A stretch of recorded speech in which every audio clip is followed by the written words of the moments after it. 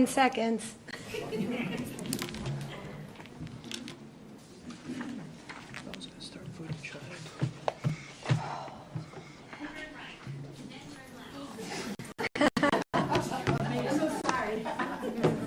Annette, you're all good. Thank you. All right. Good evening. Thank you all for being here. Good evening. Good evening.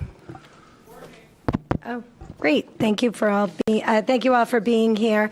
Welcome to the June 17th, 2025 School Committee regular meeting. This meeting will be broadcast live and recorded by Foxboro Cable Access.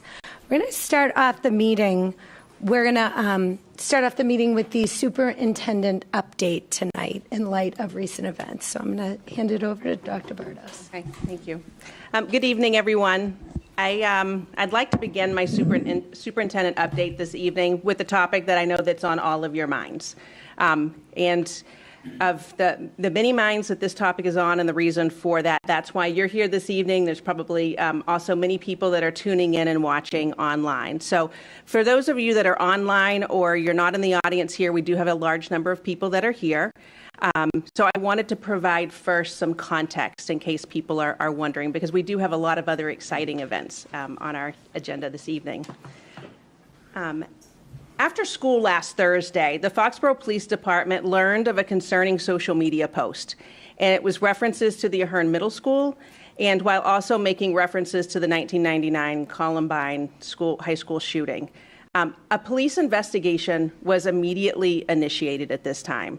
The Ahern Middle School administration was immediately notified at that time. Police worked very quickly in partnership with the school to identify the students behind the account. Although it was determined prior to the start of the school day on Friday that there was not a credible threat, and importantly that there was not a risk to student safety, it did take most of Friday to be able to confirm the identities of the two students that were responsible for the post. So when the school day was over and the identities of the students that were involved were confirmed, school administration notified parents of the social media post and the police involvement, and that the students had been identified, and that there was no safety threat to our students, to our staff, to our school. These were the most important facts that we needed to be able to provide at that time. One thing that I'd like to mention briefly here is that something about communications specifically. There's internal communications and there's external communications when we think of those. So our internal communications were the things that took place on Friday with individuals, with students, with calling families, with staff members. And this involved collecting additional information such as names listed. Administration and police were reaching out to individuals, making sure that we had all the information needed to share as appropriate. It's really the behind-the-scenes work that we do in partnership with our public safety officials, our school resource officers. The communications are obviously not shared contemporaneously with the public on these internal communications. Not only would it be impossible sending out premature or really kind of unconfirmed information, it would really be counterproductive at the same time. Our external communications, that's the information that we share with the public. It's information that can be shared. It's informative, it's appropriate, and it's factual. As I mentioned after school before, on Friday, the communication that was shared with parents, it was explaining the situation and to ensure everyone that there was not a credible threat. It also included a reminder of the danger of social media posts, especially those that could be perceived as threatening. Sunday evening, 2 other messages were sent to Ahern families to reiterate what was expressed on Friday and to highlight that police and school administration were continuing to work to ensure the safety of our students, including the fact that there would be additional police presence at the school on Monday. Yesterday, another external communication was sent to families, this one coming jointly from the police department and school administration and myself. I'm sure we have Deputy Chief Noonan that's here, and he may be speaking to some of these points here in a moment as part of my update regarding messaging and these types of situations. What I want to really stress is that we understand and acknowledge that parents are ill at ease, and we respect that very much. I'm a parent of 4 myself. I get it. I understand where families' concern and fear is. It's natural, especially when we're trusting someone else with our children, such as the schools, and that's what you do. You're trusting your children to us every day in our schools. School safety is our first priority. It always will be. We work hand in hand in partnership with the Foxborough Police Department, Foxborough Fire Department, all of our public safety partners. That includes our internal communications and our external communications. We are really fortunate to have the number of school resource officers, SROs, in our schools every day. And they are available when we need to call them outside of the school day, too. We truly are fortunate with that partnership and the work that they do. Many of them have children in our own schools as well. We have layers of safety. We talk about that a lot. There are layers that you see that are very visible to you, and there are layers that are not so visible. And that's intentional. We can't share all of our safety proactive approaches for reasons of safety. We train all of our staff in critical incident training. That takes place annually.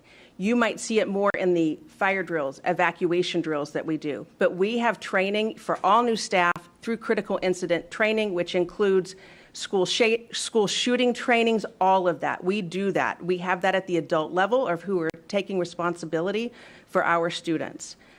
As parents, and as hard as it is, we have to trust that you have to trust that we are doing everything possible to ensure the safety of your children.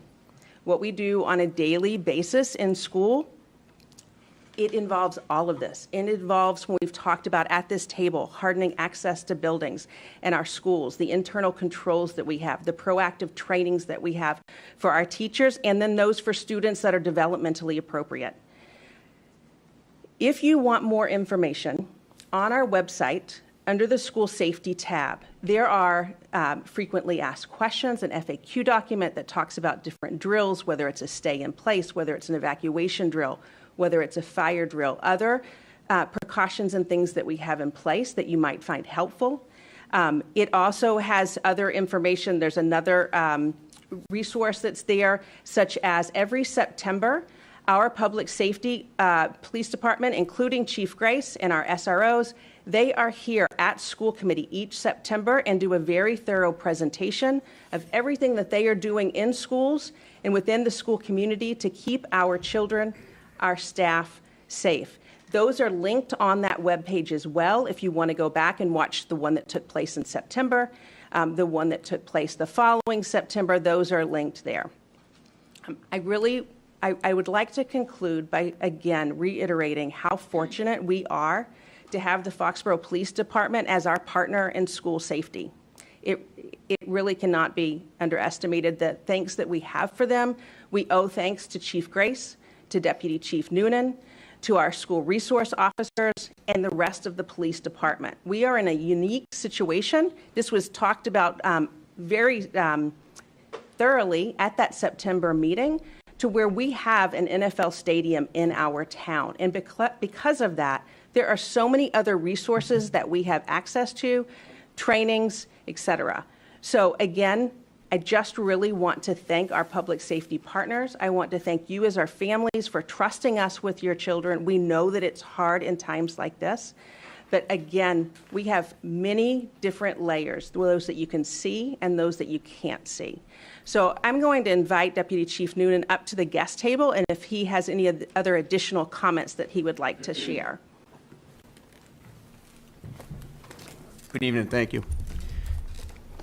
My name is Deputy Chief Rich Noonan of the Foxborough Police Department. Like Superintendent Berto said, the police department is committed to the town of Foxborough, and one of our highest priorities is the safety of the schools and the school children. That is why we have a high number of SROs. We have rotating patrols through the schools. We are committed to protecting not only the citizens of Foxborough, but our most precious children. Once this report came in at the end of Thursday, we were assigned an officer to it. We immediately responded to try to identify the people that were involved. Within 24 hours, we were able to identify the people involved. During that time, I know there's some frustration, and we were so concerned, and I understand the concerns of all the parents here today as both a parent and a police officer. I met with some parents today just to kind of calm their fears and try to explain to them the process. And I know it's frustrating. It is a process, especially when your children are threatened or you feel that they're threatened and you don't have immediate answers. I can say this is that we have committed several resources to the investigation. We're working diligently with the investigation. But these are different times. This is a cyber crime. This is a social media crime. We don't have the tangibles that we would in other incidents. So we're working hard through that process. I could give more, but I don't want to impact the integrity of the investigation, but we are diligently working on it. That being said, we did work. There were some concerns about why the social media post wasn't taken down in a timely manner. Immediately, we notified TikTok several times. We notified TikTok several times throughout the weekend. They refused to take down the post. So that's frustrating. And I understand that parents are seeing the post and they just don't see it coming down. So we did try that as a TikTok issue, and that they refused to reply to honor our request based on the concerns that we had.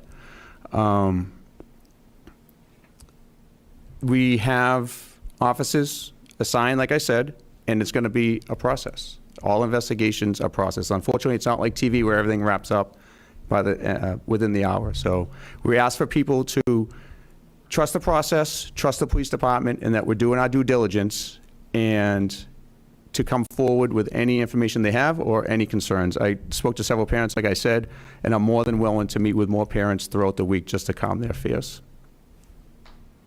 Thank you. Thanks. Thank you so much to the Foxborough Police and the Foxborough Public Schools. I'm a mom. I understand the parents are concerned. So I do have some names here for open public comment, and I'd like to invite anyone who signed up to come up and feel free to share what they like.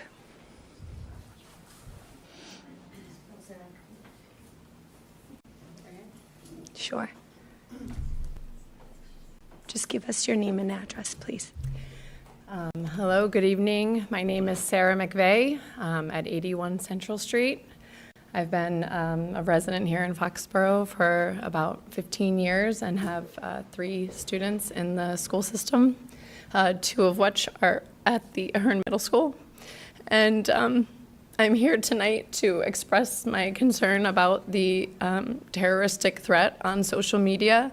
Like you said, it referenced a Columbine shooting at the Ahern Middle School, but it also referenced a specific day and a countdown and with a clock to that specific event. It also referenced specific students. The first and last name of my oldest son was on that hit list. I found out about this Friday evening from my 11-year-old daughter, who came to me in tears because her friends told her that her brother was going to be shot up in the school. As I sit here today, my son, who had his first and last name on this threat from last Thursday, has had no outreach or communication from anybody at the school. No guidance, no support, nothing. I personally also did not have any outreach. I went in, I spoke to, when I went into the school, was able to speak to the RSO. When I would send an email, I got a reply and I went into the school, but I have not had any communication. So in response to, I understand that there are things that cannot be communicated and it's sensitive information, but I'm asking for change in policies that no communication to me is unacceptable. My son was left to hear that this was not a big deal and a joke, and I don't want him to feel that way, and I don't want any other child to feel that way as well. We're not controlling the narrative, and so the kids are doing it as such. In terms of the practices, I don't know why, according to the administration, the students have not had a single lockdown drill. I know that the elementary school does, and I know there are with the teachers, but these students who have a real threat on them have not had one opportunity, to have this practice and this training. Many students, I hear, have been aware of this before it was brought to the authorities, and there is no, safety line, anonymous line. So I'm calling to increase the education and empowerment we can give to our students who are the ones on the front lines with this information. I'd also call for change or communication about what our red flag policy is. This is not the first flag or instance, and looking back on previous school shootings, they had similar exact red flags come up. And so I'm only grateful to be here today to speak about a threat to student lives and not the loss of student lives. And so whatever needs to change so that we can do something now and prevent something from happening. Thank you. Thank you.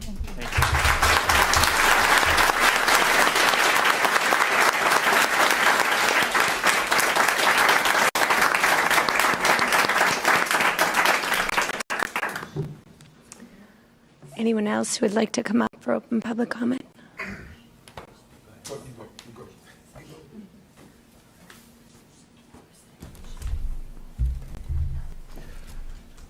Good evening. My name is Doug Dunwoody. I live at 134 South Street in town. I've been a resident of Foxborough for the last 10 years. I have two sons that attend the Adjournment Middle School. I'm super concerned over what has allegedly transpired here. As a past member of law enforcement for almost 30 years, in hearing bits and pieces of what occurred with this hit list and people's names being put on it, I'm having a hard time understanding what you consider to be a credible threat. You keep saying this is not a credible threat.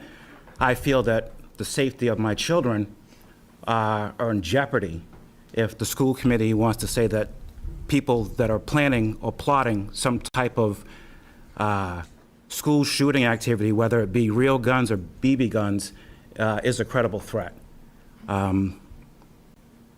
I don't like not being kept in the loop. I want to know what's going to happen to these kids that are involved in this. Are they going to be expelled from the school? Are they going to be suspended? What do we have in place to excommunicate children that want to inflict harm on our kids that just want to go to school and have a good time and learn something? Are there going to be criminal charges against these kids? There's going to be some kind of mandated psychiatric evaluation for these children before they return to school, if they're allowed to return to school. Those are the questions I have for the committee. I'd like to have those, answered in a timely fashion before my kids have to go back to school and be fearful of a young person committing a heinous crime there. Those are my concerns. I have great faith in the Foxborough Police Department. I know many of the members. I'm sure that they will do their due diligence to find out exactly what's going on. But going forward, I definitely want to be kept in the loop of what the school and the town is going to do to the people involved in this activity. It's unacceptable. I'm sure a lot of parents will agree it's unacceptable. We want to know what's going on. I wish that maybe you were more forthcoming in your explanation as to what happened.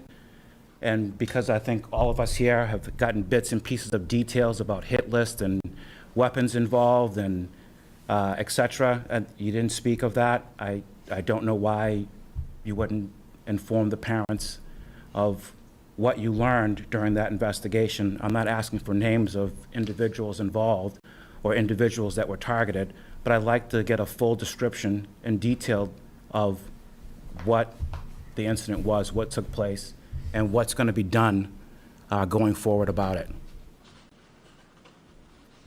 That's my comment, my concerns. I'm sure a lot of other parents have the same questions and concerns as well. Thank you.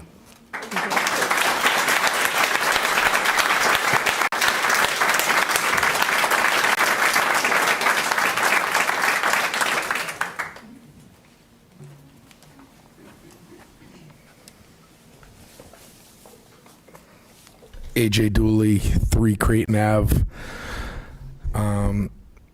So hard to follow up on those two. They've done a great job. I want to shift the focus to something a little bit, and that is, in front of me sits 5 school committee members that were voted on us by the town, and at 5 o'clock on Friday night, I informed 2 of them of this situation. I informed them. And I would like to think that if they were informed, that maybe one of them might have said, you know, why don't we try handling it like this? Or why don't we try doing something like this? And I feel as if the fact that I had to inform them at 5 o'clock is a problem. Number 2, when you have we had a chance to control the narrative, okay, through email, through communication, and instead we didn't control the narrative. The kids and the parents and the rumorvilles and this and that, they controlled the narrative.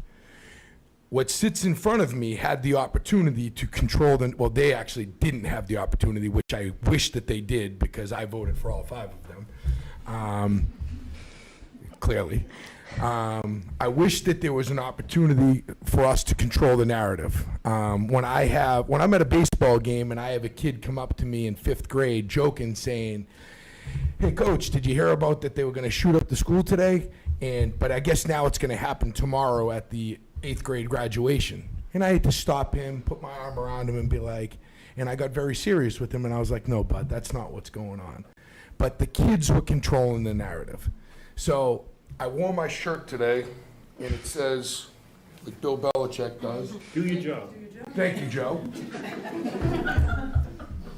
Because as a football coach here in Foxborough, sometimes if we lose on Friday night, people don't talk to me on Monday. Like, literally. Like, people won't talk to me if we lose a football game or their kid doesn't get to play in the big game and whatnot. And that's just a game. This was huge. I think it was a credible threat. Okay? I actually know it was a credible threat. And I just we are the lucky ones right now, right? We're the lucky ones. And let's do something about it, and let's rally together, and let's get better.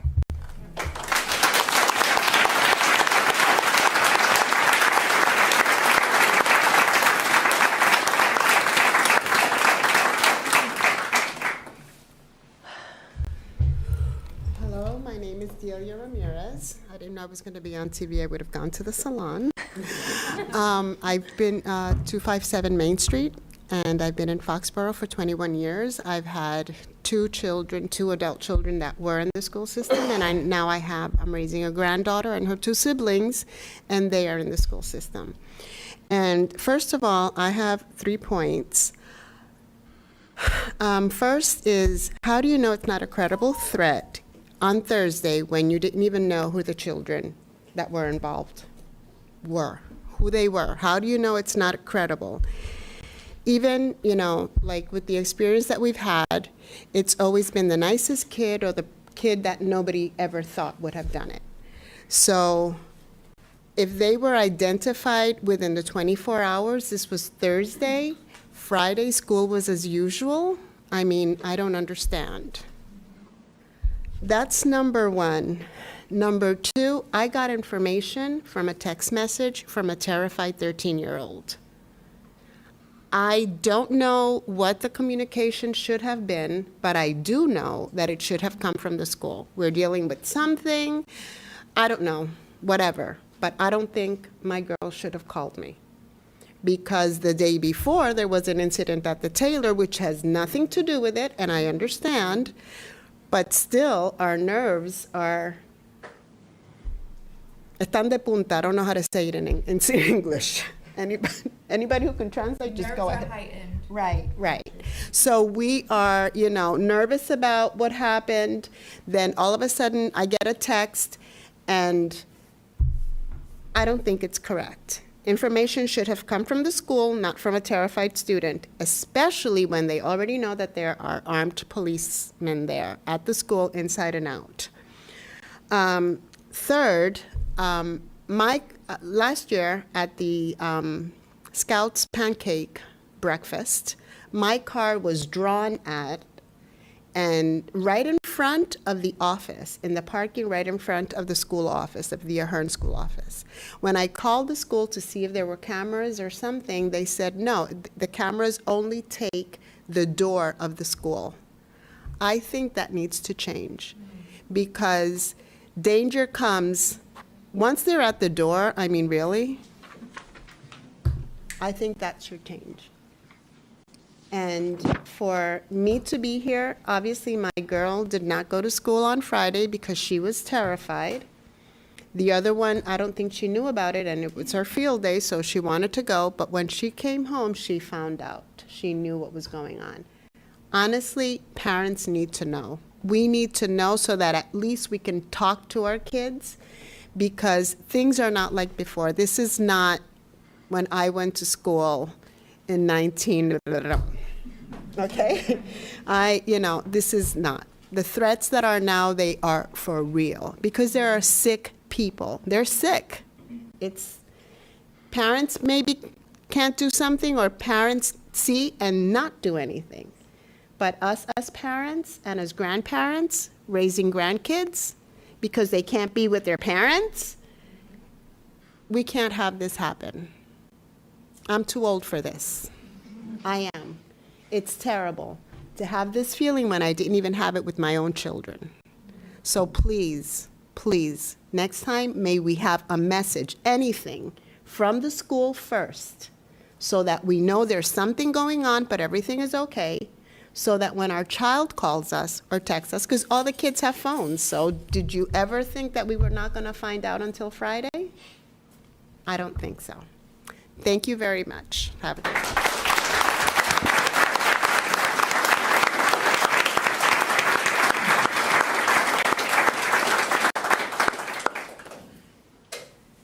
If anyone would like to come up and speak, they can. I have one more name.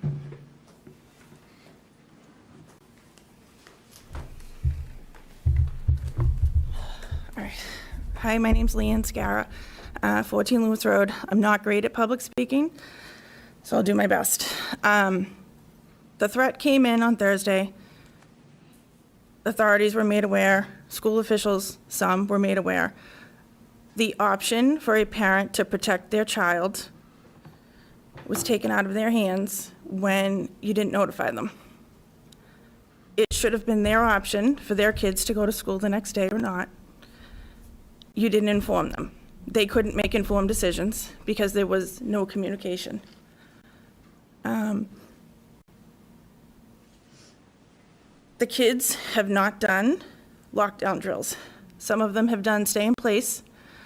I came from a different school district where my daughter has been doing school lockdowns from kindergarten through second grade, to the tune of about 30 of them, because they did them once a month. It's the reality of the world that we live in, unfortunately. Students can't be prepared, and they deserve to have the knowledge and to be prepared if a situation arises. You train the staff. Great. You're training staff without the kids and without the potential chaos. Staff can't act appropriately and stay calm unless they are in a situation like that or simulated to that, where you're going to have the kids. You're going to have the kid who wants to go over here and not follow the group to a corner. Your fire drills are, they run pretty smoothly. You do them very frequently. They have been doing them since their first day in school. They do them quarterly. It's a law, I believe. I believe that these lockdown drills should be the same. I understand there's different students with different needs, sensory and otherwise, but a lockdown drill is a lockdown drill. It's different than a stay in place. It's a stay quiet. It's a go to a corner. It's a lock the door. There's just different procedures that go with it. I am speaking from 28 years as an EMS professional, where I have done many of these calls. I've responded to many of these calls. I have done a lot of the trainings, didactic and active. So preparation is going to be key, and I think that that's something that needs to be talked about and looked at for the kids, because they deserve it. We as parents deserve to know that they know what to do, because that's going to ultimately save lives. It could save a teacher's life, it could save their best friend's life, it could save a janitor's life. I did send an email, for the record, that can be looked at a later time, that goes in a little bit more in depth, but those are the key things that I think need to be looked at and implemented. So, Thank you. you're welcome.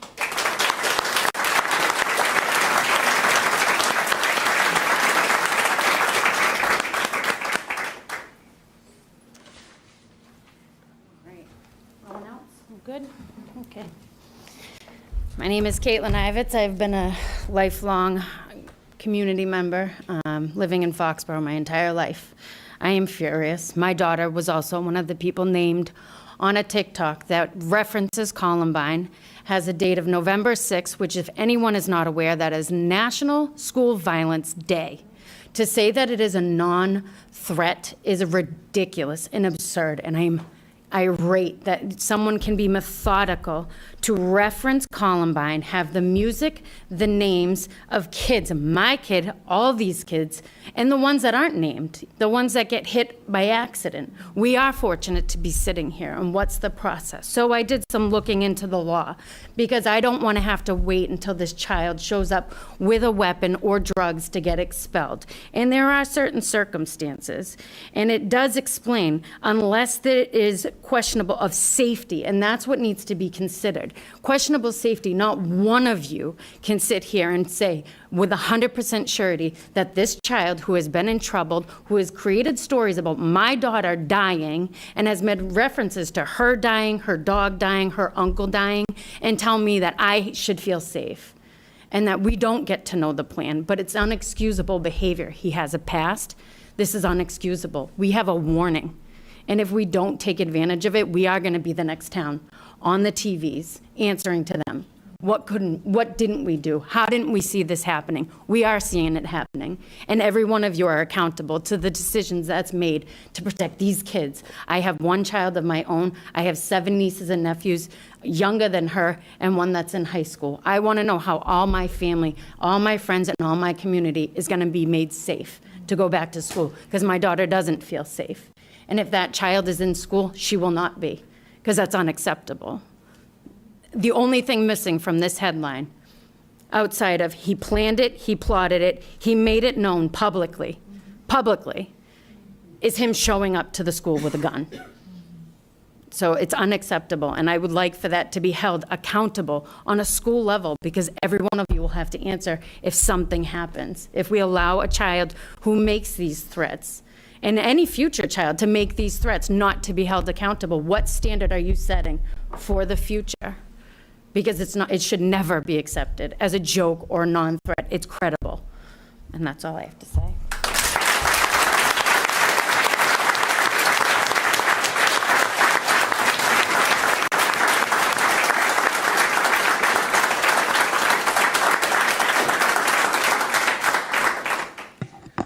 Okay, I do not see any more names on my sign-up sheet for open public comment. So if there are no further comments, and I'm not looking to stifle anyone, so if there are no further comments, we're going to move on with our meeting. Does anyone else have would anyone else like to come up? All right, thank you very much. Oh, I see it. If you're going to comment, you have to give us your name, your address, and just speak into the microphone, please. My name is Lorena. I live in 101 Chestnut Street. I've been in Foxborough for about 4 years now, and my son is a student at the All I want to know, since I understand we're moving to a different topic, is when are we going to receive an answer from you to all the comments the parents just did? That's all I wanted to ask. Thank you. Thank you.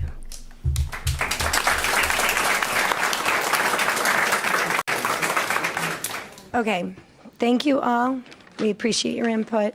Know that you're valued, you're important, your students are important, and everything Dr. Berto said and the Foxborough Police Department said is on point and being executed. So thank you all for being here. I really, truly appreciate it.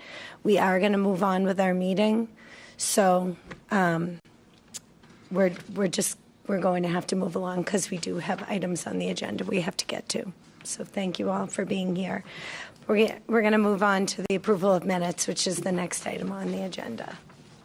So I have minutes here from the April 8th regular meeting.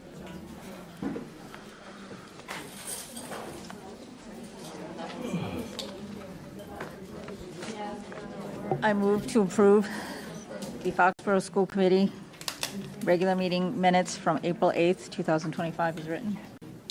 Second. Any further questions, comments, or discussion? All right, all in favor? And that would be 500. Thank you very much. Sorry. I also have policy subcommittee meeting minutes from June 3rd, 2025. I make a motion to approve the minute meetings from the policy subcommittee meeting from June 3rd, 2025 as written. Second. Any further questions, comments, or discussion? All right, all in favor? Great, thank you very much. Okay. We are now on to recognition of retirees, and we're just going to give this a second because I think we have a few people that might be in the foyer for this, but I'm going to hand it over to Dr. Bertos.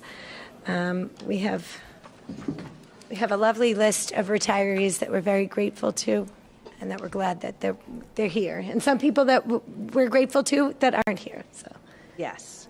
When we look at the 11 faculty and staff that are retiring or have retired this school year, from of the number of years that they have served our Foxborough Public School students.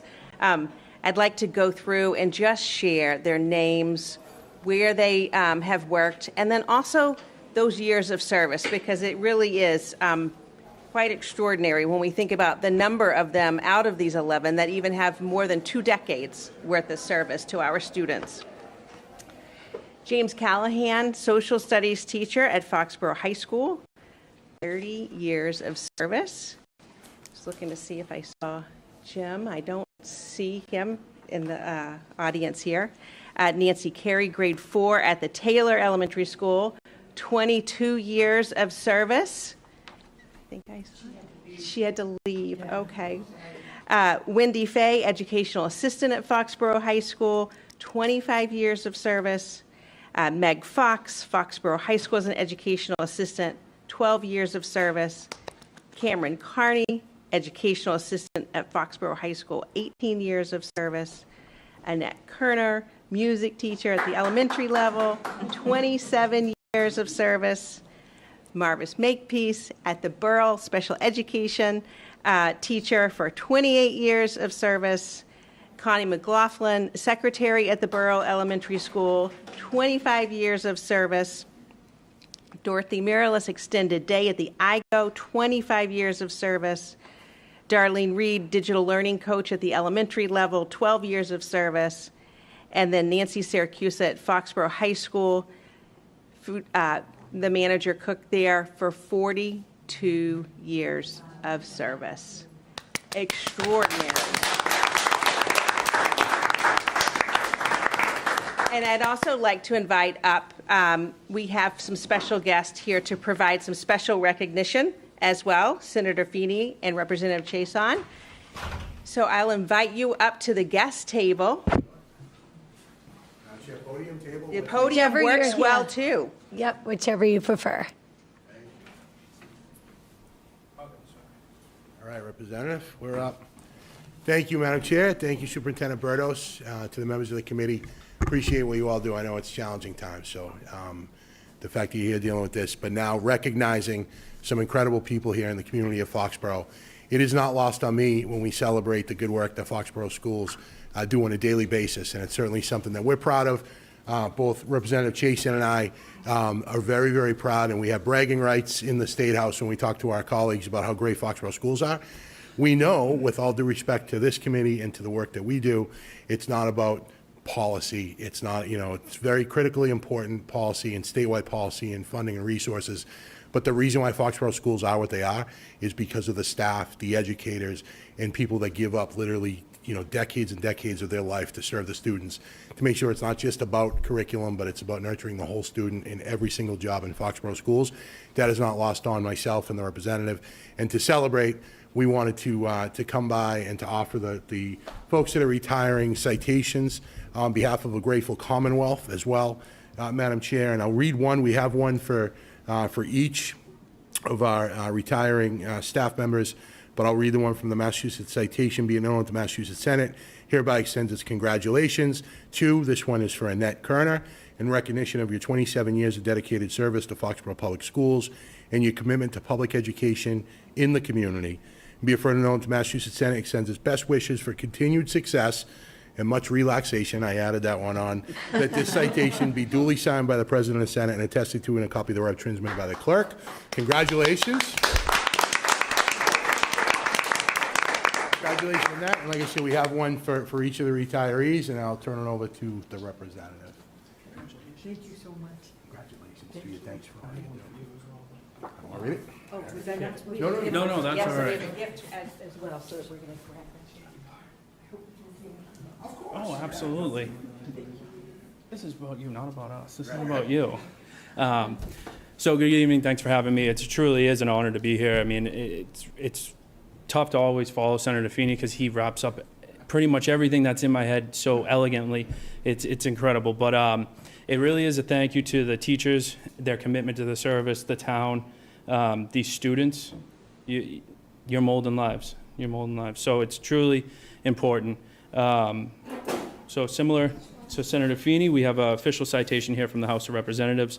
The House of Representatives, be it hereby known to all, the Massachusetts House of Representatives offers its sincerest congratulations to Annette Kerner in recognition of your retirement after 27 years of dedicated service to the town of Foxborough and its schools. The entire membership extends its very best wishes and expresses the hope for future good fortune and continued success in all endeavors. Given the 17th day of June 2025 at the State House, Boston, Massachusetts, signed by the Speaker of the House, Ron Mariano, and offered by myself, Michael Chasen. So, similar to what Senator Feeney said, we read Annette's off, but we do have one for everybody that's here. I don't know how, I don't know how you want to do it, but however you want to do it, If you have we can viewers go and you'd through. like to call the name, and if they're here, they'll come up and I'll. Can we fill them take in. can we take a quick picture? Why don't, Dr. Burdos and the representative. where are we taking? Just right there. Is this okay? Slide down a little bit so Amy's Picture not- should be before. Yeah. Yeah, get it. All right. Thank you. It's just your job.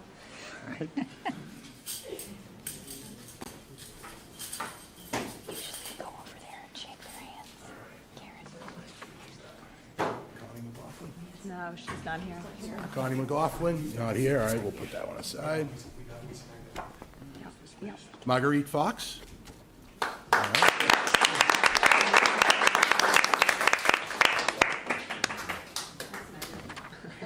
Quick. Congratulations. Thanks for all you do. Thank you. What's going on? We got one more right here. No, I'm all out of sorts today. Don't worry. There we go. There we go. The bottom, Save for bottom of the last. pile. Save the last best one for in there. last. Congratulations. Thank you. Oh, let's do it. Hold on. You're killing me, Sarah. You sound like my husband. Thank you. All right. Darlene Reed. Remember where it was? Darlene down here. This one's not here. This here. How about Cameron Kearney? All right.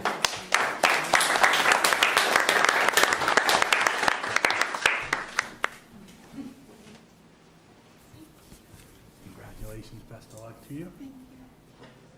I think we're going to do a photo.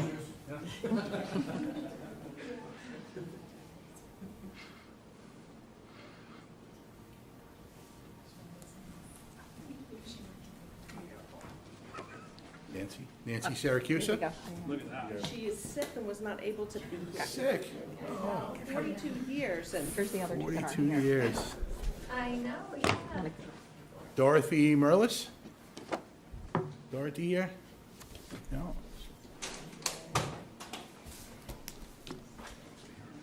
Marvis Makepeace? All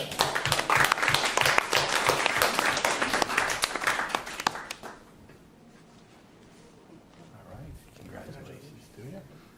Thank you.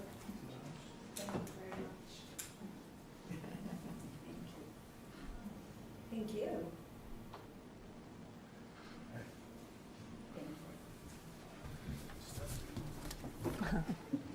James Callahan? All right. And Wendy Fay? No? Okay. I got Nancy out in the hallway earlier, so I think that's what we have. That's everybody. You get everybody? Yes. Thank you all. Congratulations.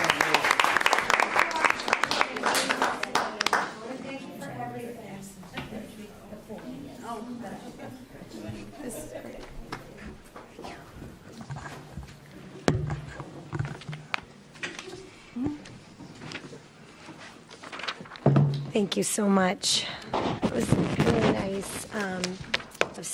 Thank you to Senator Feeney and Representative Chason for being here tonight. Thank you, Dr. Burdos, all the administration. Thank you for all the teachers who came, and best wishes to everyone who couldn't be here. We'll make sure we get their citations out to them and their gifts. So thank you so much. We're going to move on to school committee representative report. Now, Yasmin can't be with us tonight, so we have Stevie Strahan. Yep. So it's a very short one because we have finished finals and this school year is over. So that is our only update.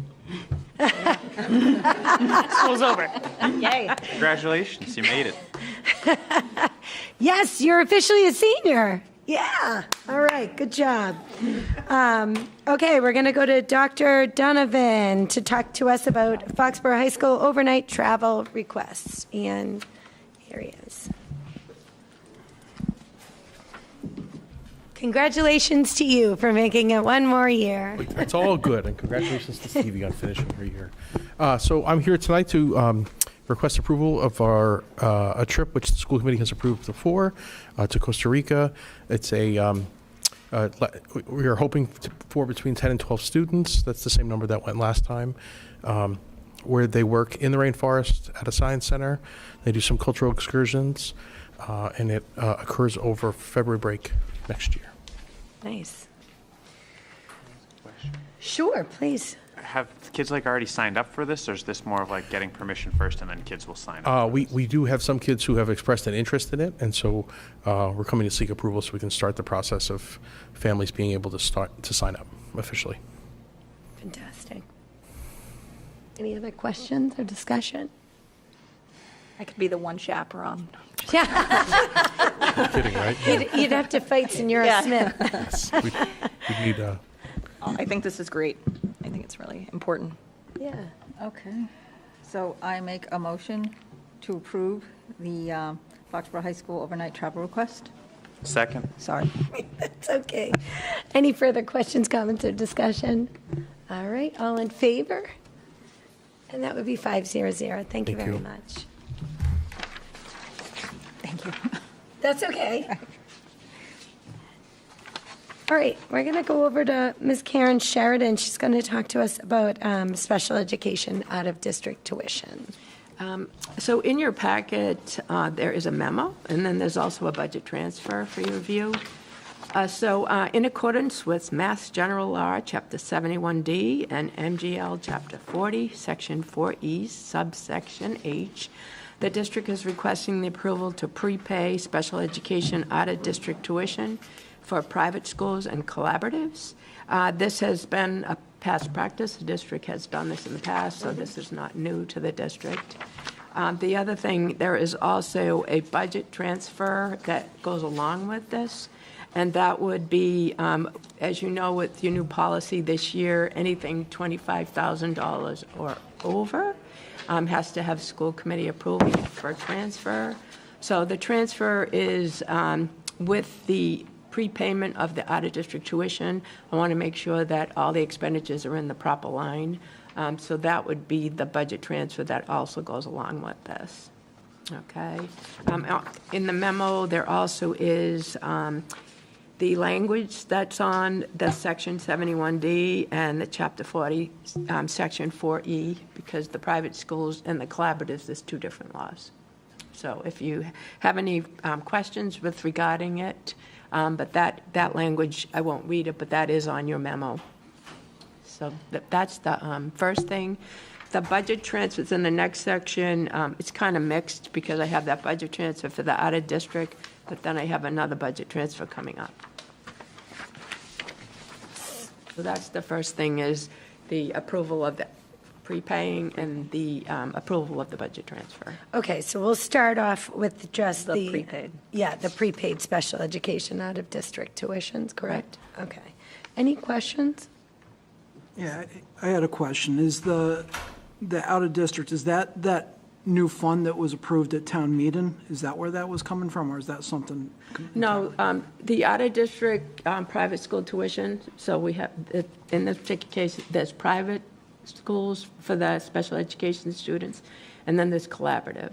So the law allows you to prepay for private school, it allows you to pay up to 3 months, and then for collaborative, it actually allows you to pay up to a year. But not many people are able to do that, but that's what the law allows. So the district has been, from what I've seen, it's been doing that in each year. So that's what this is. So you were asking. The thing that you talked I think about. he was asking about the stabilization fund. The stabilization fund is in effect for FY26 for the overage in the budget that we had. So that stabilization fund, as we chatted about earlier in previous meetings, that money will remain in the town until it's used. So if it's not used, that will stay in that stabilization fund. So when you do need it for the out-of-district tuition, then we would request the school committee to utilize that. Okay. But we always would use the general fund money before we would hit that stabilization account. So this is general fund. Yeah, all right. Okay? Does that answer your question? Yeah, because I knew the stabilization Right. fund was for special needs students, so that's what, yeah, Right. I was wondering. If there was- So that would be next year, if we need to hit that, I would come for a vote from the school committee to utilize that fund. Okay. And just for an example, I understood it as like if there were move-ins or unexpected, anything unexpected, that's what the stabilization fund would be for, correct? For FY26, because as you recall, when we were building the budget, you had a lot of additional out-of-district tuitions, which raised your budget by like $1 million. So that's why we recommended to start that stabilization fund, because it would have caused you to, you pretty much would have had to have layoffs because it was just a large amount of money. So that would be it. But the reason why I like it that way is because if you don't use that money, it will stay with the town.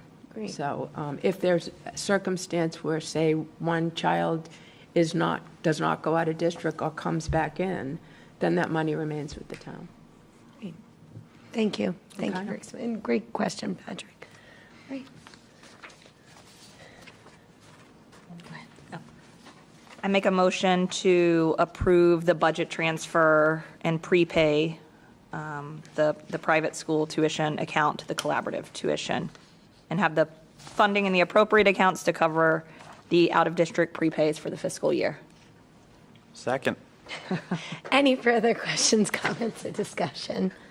All in favor? And that would be 500. Thank you very much. Okay, Karen, and we're going to go right to the next item, which is also the year-end budget transfers. Right, so this one, again, so the Emergency Assistance Shelter Reimbursement Program, what people, it's called the newcomers, so people recognize it as newcomers. So that is ending as of June 30th, 2025. So these funds are going to be allowed to roll over, but the Department of Ed is requesting that the district spend this down as soon as possible because that program is officially ending as of June 30th.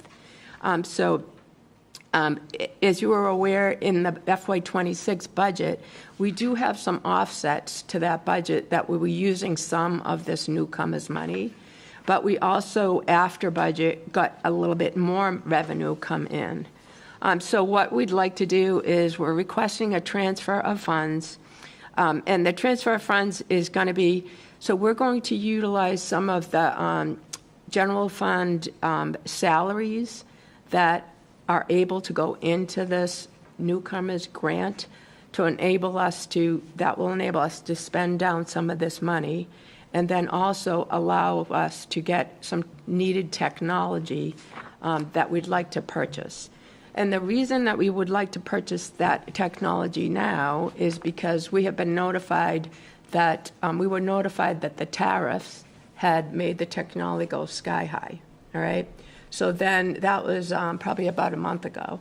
And then we got a notification that, okay, their cost is going down, but we don't know if that cost is going to continue to stay down. So we had opportunity to get some of this technology now, if we could find the funding for it. And if we do not do that in FY26, we may not be able to get all the technology that we had anticipated getting because of the fact that the tariffs may make that increased. So we did speak to the representative for the emergency shelter and went over this plan, and she was in agreement with this plan. So what we have to do is utilize expenditures that are allowed in this emergency shelter, which would be some of the staff members that worked with these children. So like some EL teachers, maybe a paraprofessional that worked with these children in one of the classrooms. And then that, when we move that money to the emergency shelter grant, then we'll have the funding in the general fund before 6:30 to hurry up and order this before we miss the opportunity. Sure. So then we'd be doing a budget transfer again to move that money into the appropriate lines. Great. And the other thing is that the reason of the timeliness is because of the we have been told that if we don't hurry up and get the PO in for this, that we may not be able to get in on this. Okay. So we felt that was the best use of really strategically planning for FY26 with finding that the Department of Ed would really like us to spend down. Yeah. That, and we received an additional check, if you will, in March. Yep. So by Yes. that funding coming in, and there are certain things that you can use that funding for. So Right. that is the reason. And the emergency shelter grant can only be used for things regarding those students that were in that shelter program.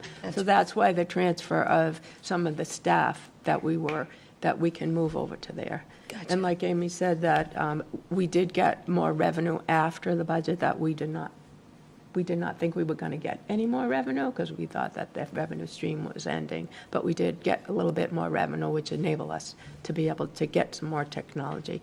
And it's really not like abundant of technology. It's allowing us to be able to get like the laptops for the students and some smart boards that really are needed for the district. Great. Thank you. Anyone like to make a motion? I'll make a motion to move the year-end budget transfers as proposed. Second. Any further questions, comments, or discussion? All right, all in favor? And that would be 500. Thank you very much. Thank you. Thank you. Thank you. And as I'm listening to you, I'm very grateful we have you to figure all of this out because it sounds like there's a lot of moving parts. Thanks. Yeah, thank you very much. I know this represents a lot of time and effort on your part. Thank you. Okay, vote to approve the Foxborough Public Schools policy manual. We need an action on this. Now, is this policy subcommittee work, or is this? This is just your Oh, annual vote, so that you need to do every year This as is far our as to vote okay. the full policy manual in its entirety. Thank you. I see policy, and I look at my policy subcommittee, and I just, yeah. So, well, I do want to take this opportunity to publicly thank you for all the work you continue to do. Those minutes that we voted in earlier represent some efforts you did on a sort of new member handbook. So I appreciate you guys continuing to come to the table. So thank you for your efforts on that. And I will entertain a motion to approve the policy manual. I make a motion to approve the Foxborough Public Schools Policy Manual. Second. Any further questions, comments, discussion? All in favor? And that would be 500. Thank you very much, everyone. Now we have a few donations here. It looks like the Boston Foundation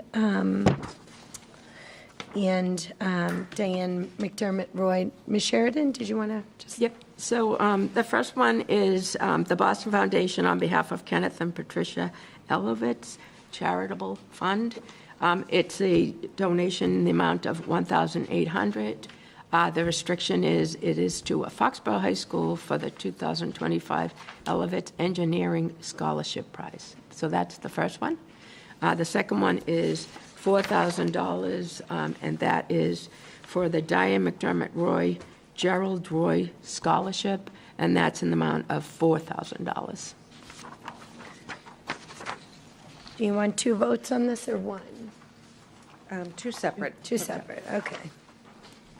I make a motion to accept the $1,800 check from the Boston Foundation. Second. $1,800? That's what did I not say that? Oh, I'm sorry, I thought you said 800. No, $1,800. No. And Second. Pat seconded. Any further questions, comments, discussion? All in favor? That would be 500. We accept with gratitude the $1,800 donation. I make a motion to accept the $4,000 for the Gerald Roy Scholarship. Second. Any further questions, comments? All right, all in favor? And we unanimously accept that donation with gratitude. Thank you very much. All right, on to the next item on the agenda. These are the 2025-2026 school committee meeting dates. So just to jump off here, we want to thank Jamie Quattrini. Thank you for your efforts in conjunction with Katie Lang, who we love at Town Hall. We do have a school committee retreat on July 21st that will be held at the Chapel Meeting House. And then this is the last meeting at the gala for this school year. And then it looks like August 27th, 2025, we're going to jump back in to school committee meetings. Now, Nate, did you have a quick question earlier regarding meetings, or did I hear? A lot's been rattling around in my head. sure. So I was any just- discussion on this, feel free. This is the opportunity. I was just wondering, because we have an August meeting for this calendar that we already had, but we don't have one for next August. Are we just assuming that we're going to vote the August meeting in at the same time next year? Is that the plan going forward? I think we usually. Because we have this, It's a, the August meeting we have coming up, though, was already voted in, wasn't it? I don't. This August 27th? Yeah. Yeah, I don't. No, we voted in the July one. It was. Oh. It totally was, wasn't it? Well, because August 27th is a Wednesday. Oh, yeah, no, this is new. This wouldn't have been, no, this is new. It may have just happened to be the same date as last year, Yeah, but it might now have. moving it to Wednesdays. Yeah. Or Tuesdays, it just bless you. Last It's year's the was same June date. 17th. Yep. Was the last one. Look at you, Pat.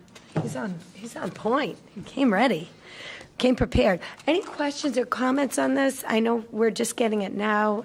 It is an actionable item for us to vote this in, but if anyone has any conversation or conflicts or anything, again, thank you for all the work and effort on your behalf and behalf of Katie at Town Hall for making this happen. Yeah. Okay. I make a motion to accept the 2025-2026 school committee dates as discussed. Second. Any further questions, comments, discussions? All in favor? Another unanimous vote. Thank you very much. I'll be adding those to my calendar later. Thank you all. Review of superintendent's evaluation process. Dr. Berdos, take it away. Okay, you have a lot of information in your packet, so I will just start off with what is in your packet. And the enclosures are really in preparation of writing the composite summative evaluation for this 2-year process.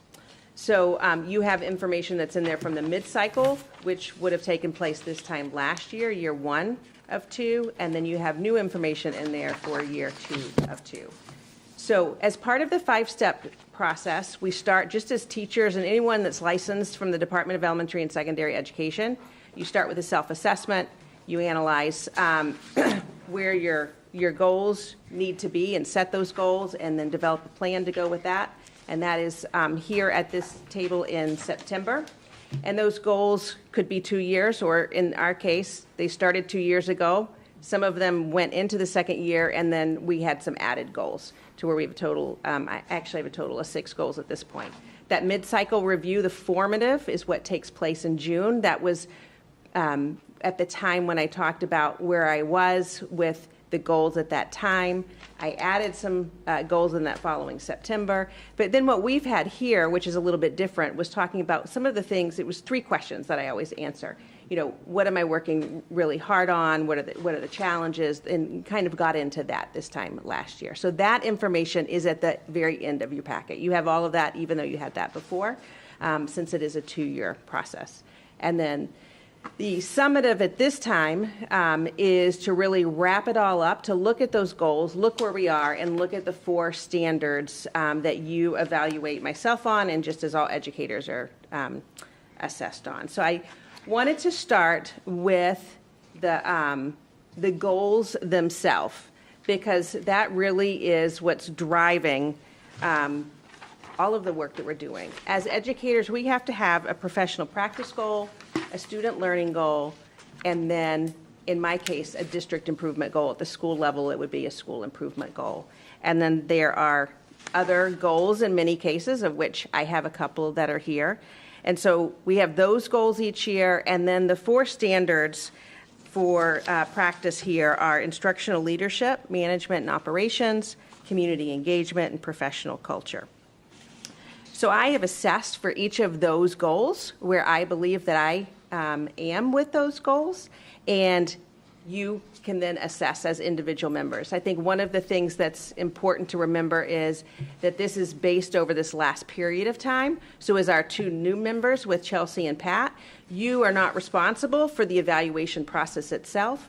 But I do individual meetings with each of you, and I found those really helpful, particularly as new members, to kind of learn a little bit more about the process, and then it gives us an opportunity to talk more in depth. So Mr. Canfield and Mr. Reuter, I have sent this information to them as well, because they'll need to provide that information to you, Sarah, as chair for the composite evaluation.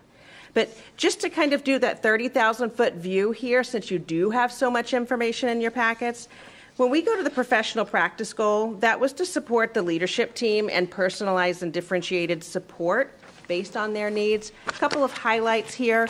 I see that I've met that goal. We're really fortunate with our new school business manager for finance and operation. Karen comes with a wealth of experience and a very strong skill set.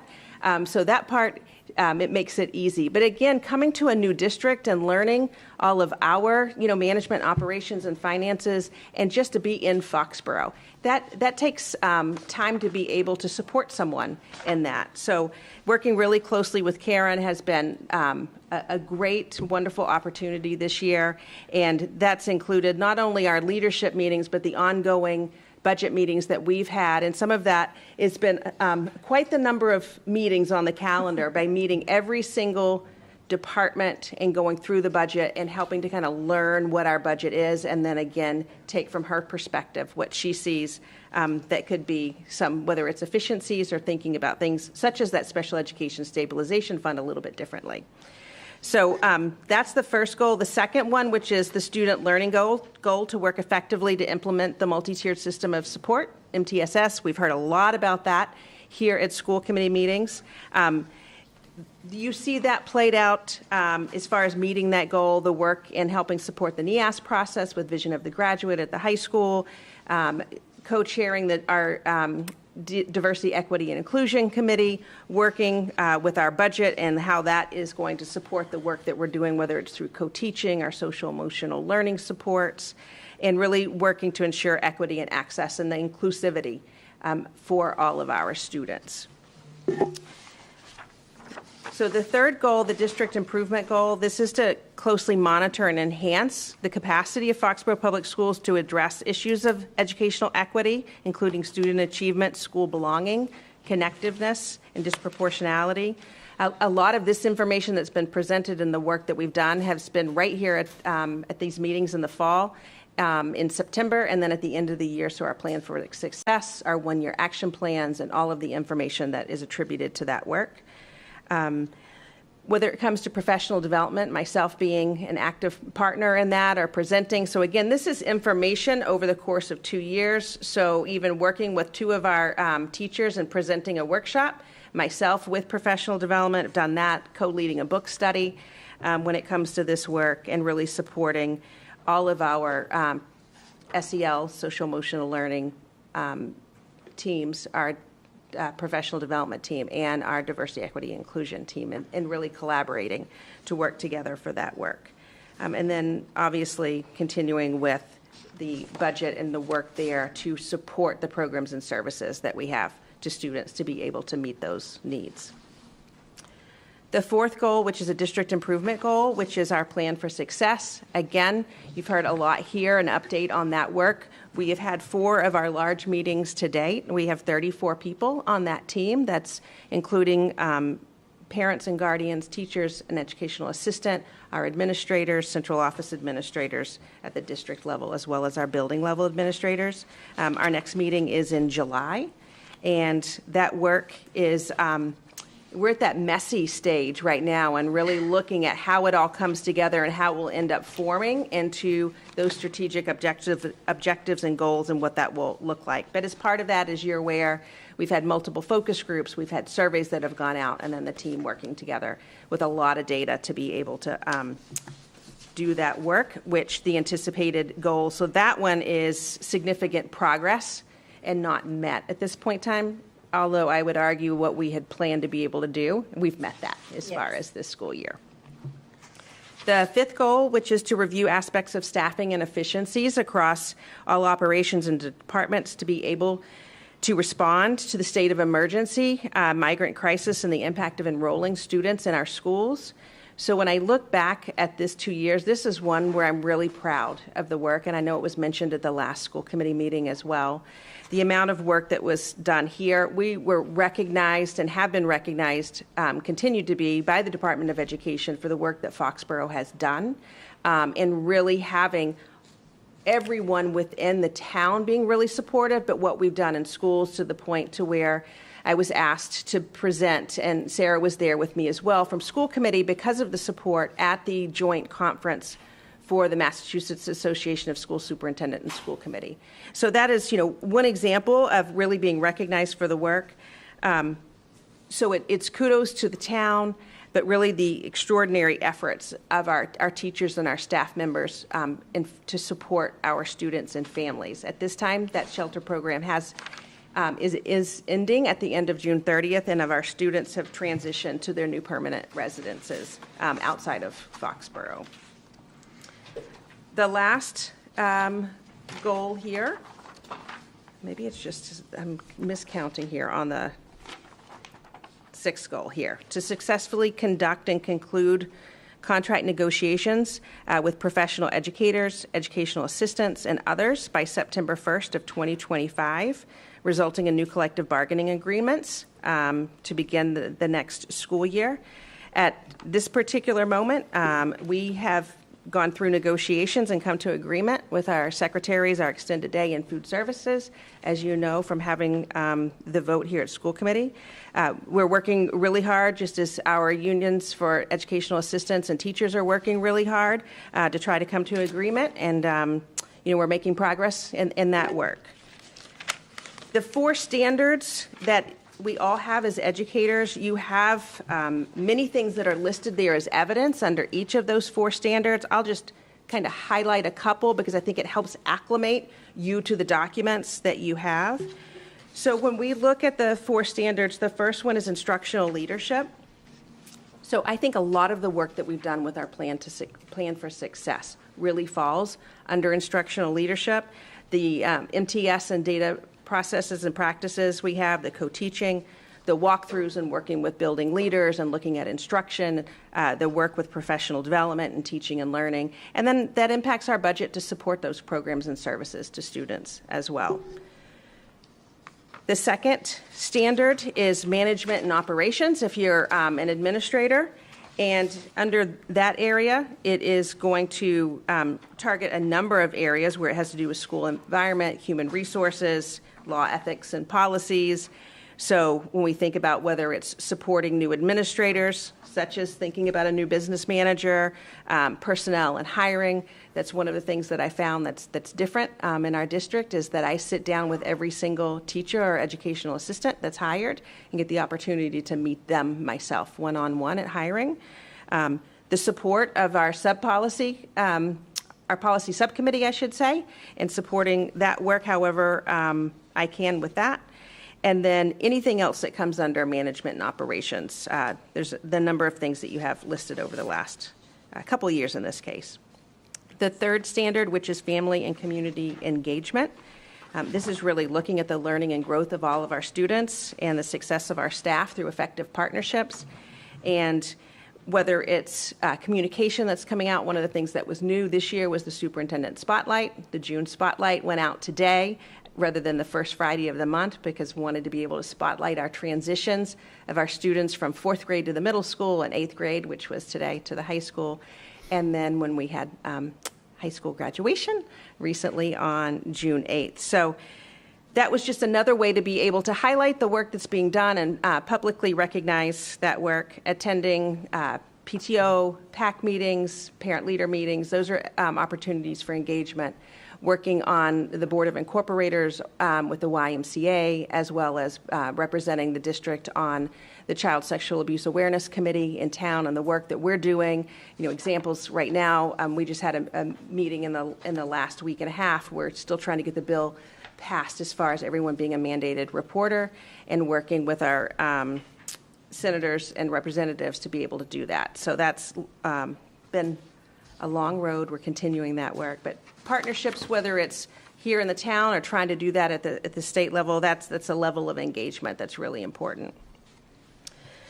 One of the other things that we did this year, just to call out, I think that is where the partnership with the Y, when we had the screening of screenagers at the elementary level and being able to work with food service, to be able to work with our PTOs and to have that support. That was a true partnership of so many different entities to make that night happen, which was a great evening. And then being able to have like the child care through the YMCA. So just any of those ways that we can communicate and collaborate and engage with our families and the greater community. The fourth is professional culture. This particular standard is really looking at nurturing and sustaining district-wide culture and reflective practices of high expectations within our schools and the continuous learning for staff, and then myself as well. So you have a number of things that are listed and bulleted as far as opportunities there. One of the things as far as trying to promote some of the different offerings was through that spotlight and the different superintendent selections that are highlighted, whether it was The Anxious Generation and starting off the beginning of the year, some of the other books, and using those continuously to kind of look at our own learning and growth and what we can take from those particular research and evidence-based practices. So the ongoing collaboration and visibility within schools, within the communities. That's really important for professional culture, and then working and co-leading our team of the work that we're doing to really promote that connectivity, inclusivity, and belonging within our schools. So there's a lot of information to kind of go through that's there through the individual meetings with you. I'm, more than happy to go into more granular conversations about that. If there's any other information that you're looking for that I can provide, to let me know that as well. The information that you provide to Sarah as chair, and then in that case, Mr. Reuter, Mr. Canfield, that's the question, Sarah, for you, because you need to be able to do that composite. So when the summative evaluation is done at the next meeting next month, what works best for you to be able to get that information from. Will you do me a folks here at favor the and table. remind me what we did last year? Because I don't remember last week. I was sitting here looking, going, did I just get I don't remember. You need enough time for the members to be able to complete their draft of their individual thoughts on these, on the summative evaluation. And then you take that information and then you compile that into a composite, which is the evaluation that is the one singular summative evaluation. So it's really how soon you want that information to be able to have it ready for July 21st. I feel like we used the did we use the rubric too? Yes, I will provide you a Word document of this form, because this is the form that we'll use, and I can provide it to each of the members so they can put their thoughts right there within Perfect. that I to was make trying it to easier. remember. I remember compiling it. I'm sorry. Yes. It's a year ago. You want to be able to have that ready for July 21st, so it's a matter of what works best for you. For our retreat, I'll be on vacation next week. So, I mean, really, if we can get it by like the 14th of July to give me a week, is that fair? It's really just the two of you, but by the 14th to get all of it. Yeah, Sound I'm fair? just slightly confused because it's my first time doing this. What exactly am I responsible for? So you're Nothing gonna now. basically, yeah, don't worry. You and Michelle are basically gonna go through, and you're gonna rate her on this rating. So she's done a self-evaluation. You're gonna do your evaluation of her performance, and you'll get the Word document too, where you write sort of like a summary at the end, and you're going to kind of summarize. And then what I do is I take all five of us, and it'll be Mr. Reuter and Mr. Canfield, yourself and Michelle, because it's for the last 2 years. And I'm going to kind of summarize it and put it all in one so that we can hand her an evaluation from the committee from FY 24-25, basically. And that's why I think, to your point, is that the individual meetings are very helpful Yes. to be able to kind of look at this more so you can better understand what the process is and what you need to provide to the Yes. chair. And Dr. Bertos does a great job of giving us plenty of information and plenty of guidance, so I do remember that. But yet, it's been 2 years since I've done it. That's why I'm not remembering. That's why, because of being in a two-year do it last cycle, year. because the school committee did not change the ratings from the prior year, Yes. which is what happens in that formative year. If they're Yes. not changed, then you didn't change that, so you didn't have to do I didn't anything do that. That's differently why I there. didn't remember. I really thought I was losing my mind. Okay, thank you. Covered Different thoroughly process. during charting the course. Thank you. Yes, charting the course. Okay, yes. Any further questions? Any questions from anyone on the committee? Anyone about the evaluation process or about anything? I have a question. One, super thorough. I really appreciate everything that is in here. I know that I'm not, voting on this, but I do think, a question that would be important for this meeting, and I'll, of course, schedule time with you separately, is where safety does fall. Like, is safety just part of your everyday job, right? There's goals and then there's the job that you do every day. But I think in light of, obviously, a lot of people showed up tonight, I think it's important to share, publicly where that falls also within your goals. Yes, so that would be under Standard 2.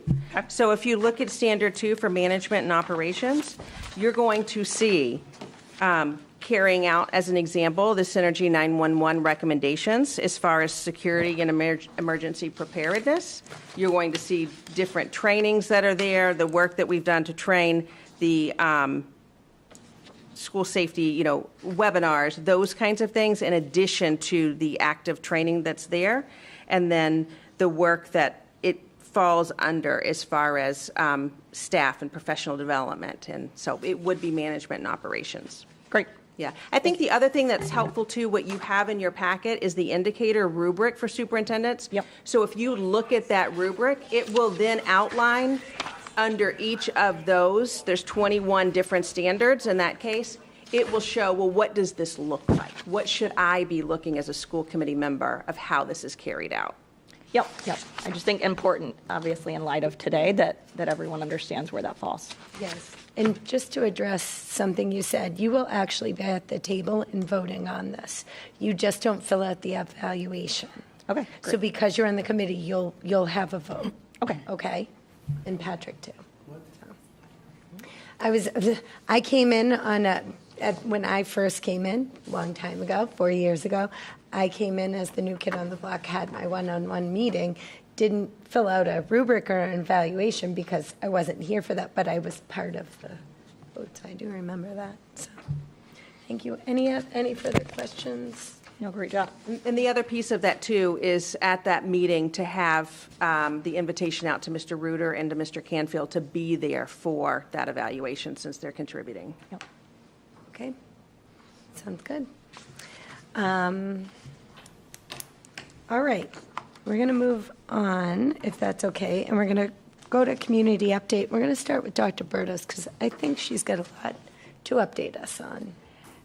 What I just wanted to update was the wonderful end of the school year today. I know it's a lot that we heard earlier, but at the same time, I want to recognize that today was the last day of school. There were a lot of tears by students, by families at our promotion ceremonies, saw that. And then from teachers too. And I think what was, so wonderful when you see that our teachers like, oh, this is the best class, and they don't want the students to leave. And then you hear parents saying what a wonderful experience that they've had, and they don't want their students to leave, whether it's being over at, at Burrow, Igo, or Taylor for their promotion ceremonies, or even seeing just the proud parents at Foxborough High School's graduation. It was a wonderful graduation. It was packed. All of the speakers, the students, Sarah, I really think talking about hitting the mark with our students and setting them off was just such a great words of wisdom and advice and tone, and had many comments about the graduation. One of the things that was new was we had the huge screen to be able to have the individual students and their pictures up there so you could see them, the different setting, with the students being able to see the stage and be able to hear their peers during the speeches as well, and then seeing them as they walked across the stage to receive their diploma. So a number of things that were new, a lot of work that went into those by our principals, and just the extraordinary work of our teachers and our staff this school year to have a great school year and to see that kids didn't want to leave. They didn't want to leave. We know that they are looking forward to summer, but it might be a week from now and they're ready to come back. So promotion ceremonies, graduation, all of those, just a great success, great end to the school year. And again, just really want to share my gratitude for all of our administrators, faculty, and staff, and all that they do throughout the school year.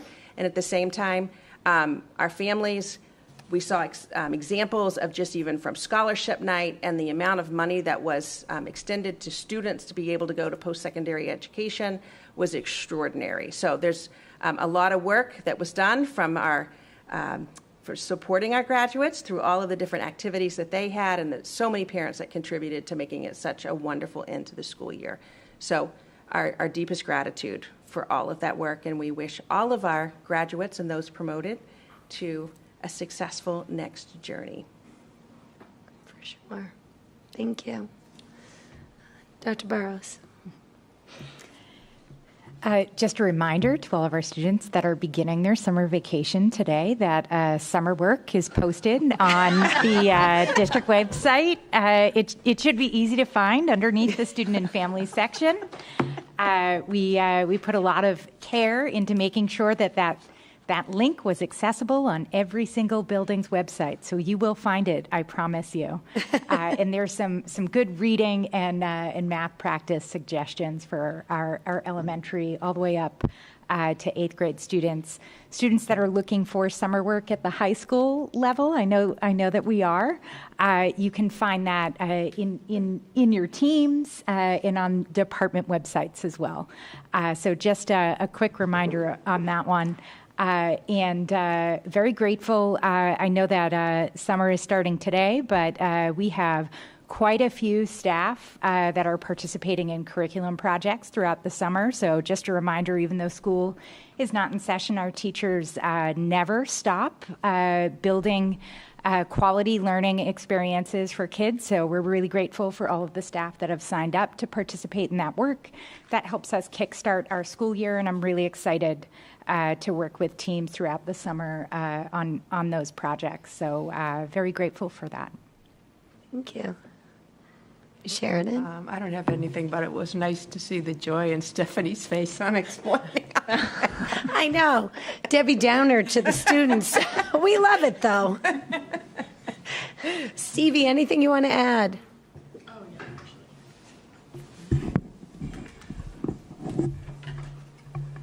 I was also going to say that AP work is in teams right now for students. See, it's on Stevie's mind, too.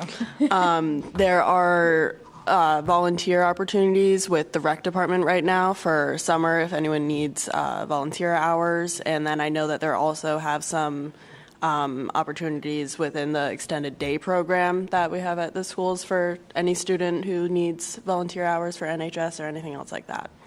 So, yeah. Thank you. Awesome. Great. We're going to start with Pat. Volunteer hours, a lot of youth programs around town that also are always looking for volunteers, so reach out to any of them. Center of town's going to be getting a lot busier, so I just want to remind everybody, watch out, because kids definitely do not look both ways before they cross the street, and they will ride their bike into the street, so be extra cautious, and everybody's in their feelings with everything, and this reminds me of a great quote that I love. It applies a lot to kids, raising kids and whatnot, is the days are long, but the years are short. So it feels like that goes a long way. 100%. Nate. I got a few rec department updates. So the highly anticipated fishing derby was incredible. There was over 140 kids. It was my first time there. I've never seen such a thing. 444 fish caught, and I did indeed dress up as a fish. I'm looking for the photos. Peter Buckley won, right? Yes. So that was very fun. The Foxborough Rec Camp starts on Monday, and the mother-son dodgeball tournament is the 26th. You can still sign up for both of those things, so do that. And a new one is the Friends of Foxborough is coming back under a new name, the Foxborough Friends Recreation Incorporated. It's going to be run by Ellen Garber. It's just getting restarted. So if you're interested in more information or how to get involved, feel free to reach out to me or Ellen or anyone, and we will get you in touch with the proper people to help out there.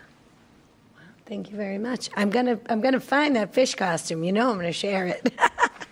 All right, Chelsea. No updates from me. I was going to say the same as Patrick. Lots of kids in the common, right? And these e-bikes are a new thing, and yeah, just pay attention. Sure. Michelle. No update, just have a happy and safe summer. Yes, that's a great one. Amen on that. Just want to say thank you for all the hard work for everyone, the teachers, the administrators, the staff. It was an honor. I did get to speak at the graduation, and it really, I had a K through 12 experience of my daughter, and I feel very grateful. I've said it before, I'll say it again. I feel very grateful to every single educator, every single staff member. And getting in this role, I realized how many more layers there are. And again, I've said it before, teachers make it look effortless. It's certainly not. There's many layers. There's so much effort. And to see it all culminate in that graduation, I'm going to choke up. But it made me so grateful to be here in Foxborough. And it makes me continuously grateful to be part of this committee and to see what goes on and what goes into this education, So I just wanted to say thank you. I'm emotional. I'm sorry. I'm emotional, but I will entertain a motion to adjourn too. Motion to adjourn? Second? All in favor? Have a great night and a good summer.